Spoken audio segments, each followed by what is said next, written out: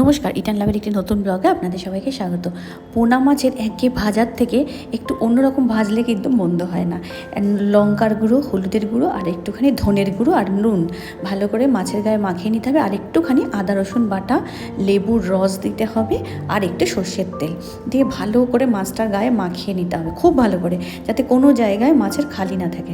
এপিট ওপিট করে ভালো করে মাখিয়ে এটাকে আধ ঘন্টা ফ্রিজে রেখে দিতে হবে। ফ্রিজ থেকে বার করে একটু ধনেপাতা কুচি দিয়েছিলাম আমি, ধনেপাতা কুচিটাকে আস্তে আস্তে করে বসিয়ে দিতে হবে। তারপরে ভাজার আগে একটু সুজি উপর দিয়ে ছড়িয়ে দিয়েছিলাম।